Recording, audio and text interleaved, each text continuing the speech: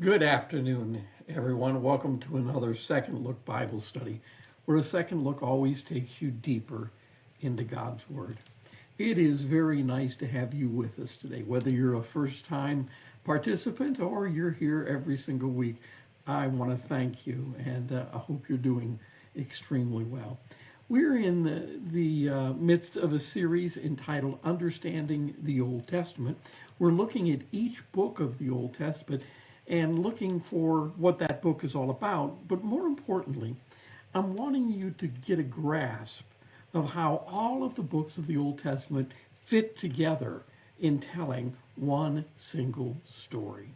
Now, we have used so far this timeline. This timeline provides you with kind of an overview of all of the books of the Old Testament. Now, my face is covering up the New Testament, all right, just so you know what's behind there. But it all started back in Genesis, in the beginning, God. Now, the most important message in Genesis is the creation of God's people. And this came from Abraham, Isaac, and then Jacob. At the end of Genesis, the family of Jacob is in Egypt, and we find out at the beginning of the book of Exodus that they're captives and slaves in Egypt. And the story of Exodus, Leviticus, Numbers, and Deuteronomy tell the story of how Moses led them out of the nation of Egypt and how he led them throughout the wilderness. And when we get to the book of Deuteronomy, the children of Israel, or Jacob, are standing at the threshold of the land of Israel where they had originally come from. Moses dies and Joshua takes over, and Joshua leads them to conquering the land of Canaan. Once we're through with Joshua's conquering the land, we have the book of Judges. And the book of Judges kind of gives us this very same story that we saw through Exodus, Leviticus, Numbers, and Deuteronomy. A nation has come in and has taken control of the children of Israel. They pray to God. God forgives them for their sins, and he leads them in revolt. He rises up a judge who will be like Moses was and will lead them to freedom. Unfortunately, the people will once again disobey God, and God will allow another country to come in, and this cycle is going to be repeated 7 times in the book of Judges. Once we end the book of Judges, the children of Israel, all right, or Judah, remember, God changed his name from Judah to Israel. Once we end with the book of Judges, we enter the kingdom portion of our story. Now, it's important to get all of this so we understand exactly how these Old Testament books are going to fit. During the kingdom portion, we have 1st and 2nd Samuel, 1st and 2nd Kings, and 1st and 2nd Chronicles. We learn about King Saul, the first king of Israel, who had no heart for God. We then meet King David. King David is from the tribe of Judah, and he's very important because we are told throughout the Old Testament and the New Testament that the Messiah will come from the tribe of Judah and will be a descendant of King David. In fact, in Revelation chapter 5, verse 5, the Lion of the tribe of Judah is mentioned, and that is Jesus Christ. So we see that during this period of time, we have Saul, David, then Solomon, and then when Solomon dies, the kingdom is divided into 2 kingdoms, Israel to the north and Judah to the south. Now, Israel is going to fall and be carried off into captivity by the Assyrian Empire. And that's very important because we're going to learn that Jonah is from this particular area in our next lesson. The southern kingdom of Judah will hang on for a bit longer, but eventually they will fall into captivity and be exiled by the Babylonian Empire. And during this exile, we're going to meet Daniel and Ezekiel, 2 of the major prophets. Once they are finished with their 70 years of captivity, they're going to be permitted to return to the land of Israel by King Cyrus. It's interesting, I just added this in the last few seconds before we started. In the current issue of Biblical Archaeology, they had a short article on the tomb of King Cyrus. The tomb of King Cyrus is located in Pasagadi, Iran. And again, I thought this was important for us to remember because King Cyrus is the one who's going to lead or allow the children of Israel to return to Jerusalem and to rebuild the city and the temple. And we're going to read about that in the books of Ezra, Nehemiah, and then Esther. Now, we've finished with those books, and that's taken us all the way through the history of the Jewish people. But right now, we're looking at the major and minor prophets, and they will help us to fill out this story.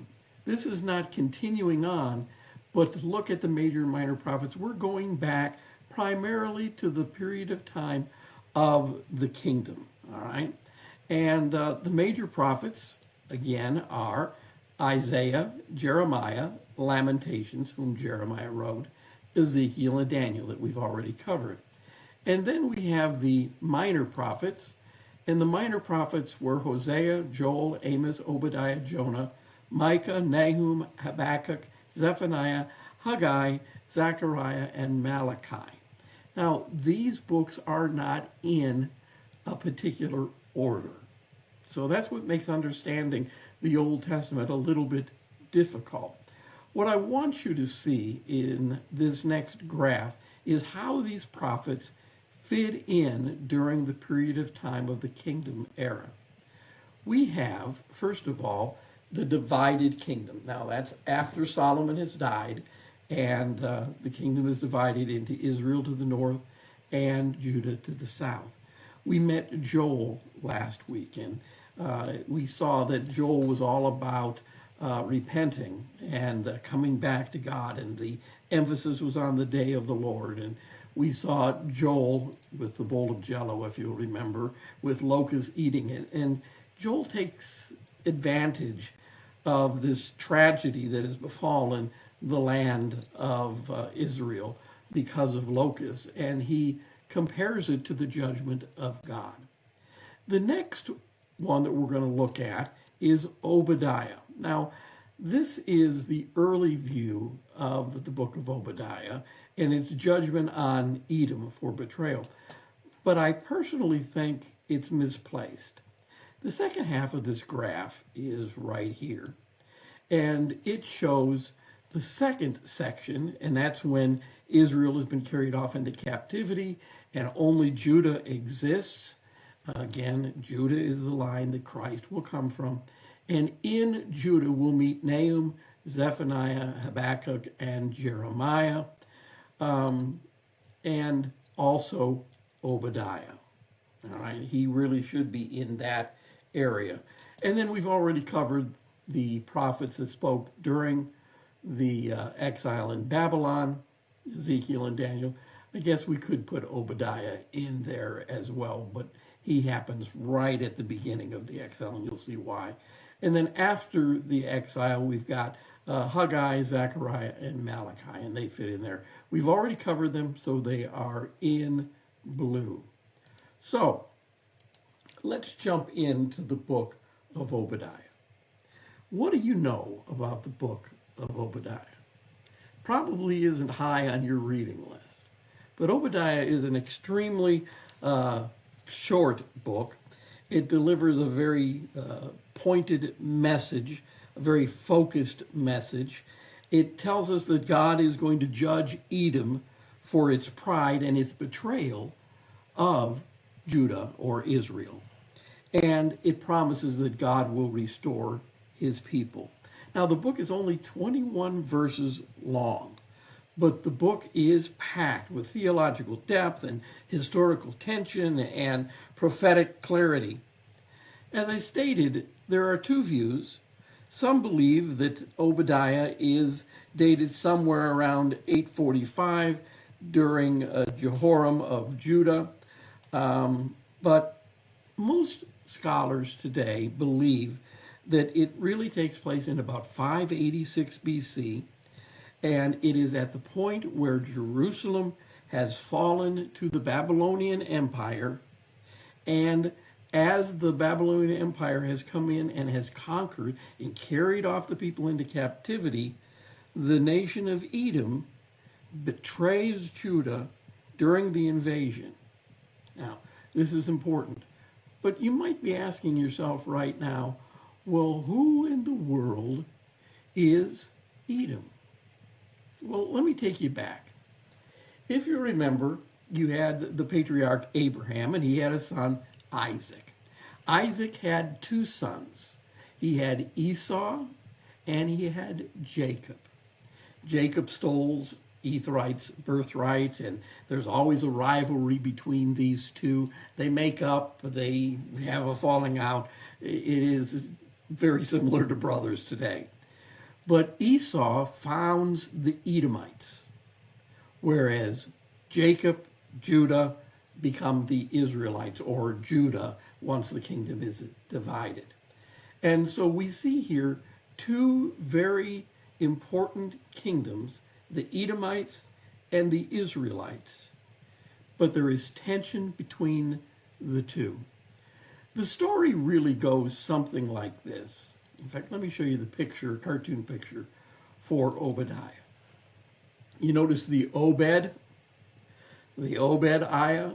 and the whole theme in this book is brother's keeper. You notice two brothers there, that's Edom and Judah. And again, we see that they have formed two distinct nations. Well, when the Babylonian Empire, King Nebuchadnezzar, comes in and conquers the land of Judah and takes the people captive, takes back to Babylon people like Daniel and others, it was a very brutal time for Judah. They are defeated soundly. Their temple is destroyed. Their city is destroyed. All of their wealth is carried away into Babylon. What does Edom do when this takes place? Well, first of all, Edom laughs. Edom thinks this whole idea is funny, and rather than coming to the aid of their brother, they instead help out the Babylonians. And because of that, God is about to pronounce judgment on Edom. Now, the key people that we want to see in this particular book here, the key people are Obadiah himself. He's a prophet, and his name means servant of Yahweh. Now, little is known of his background, where he comes from. Jewish tradition suggests that he may have been an Edomite convert. So he was perhaps from the tribe of Edom, but he had instead decided to follow Jehovah God, and he puts his trust in Yahweh. And so he is speaking out against his own tribe here. The second group of people are the Edomites themselves, descendants of Esau, Jacob's brother. They're condemned for their pride and their violence against Judah. And then, of course, the third party or group of people in this particular story are the people of Judah, Jacob's descendants, victims of Edom's betrayal during the Babylonian Empire. So we might want to see if we can figure out what is taking place here. Let me share with you a couple of verses that I think will help capture. And these sets of verses come right from the book of Obadiah. In chapter 1, verse 11, Obadiah writes, "When they were invaded," talking about Judah, the Israelites, "when they were invaded, you stood aloof, refusing to help them. Foreign invaders carried off their wealth and cast lots to divide up Jerusalem. But you acted like one of Israel's enemies. Verse 12, you should not have gloated when they exiled your relatives to distant lands. You should not have rejoiced when the people of Judah suffered such misfortune.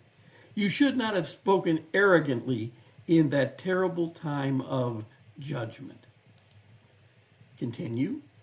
In verse 13, you should not have plundered the land of Israel when they were suffering such calamity. You should not have gloated over their destruction when they were suffering such calamity. You should not have seized their wealth when they were suffering such calamity. Verse 14, you should not have stood at the crossroads, killing those who tried to escape. You should not have captured the survivors and handed them over in their terrible time of trouble. And so we see here that Edom has betrayed their brother and has taken sides with the Babylonians and have helped to completely destroy the nation of Judah. So we see where Obadiah fits in to the overall story. It happens at the beginning of the Babylonian exile. And again, they do absolutely nothing.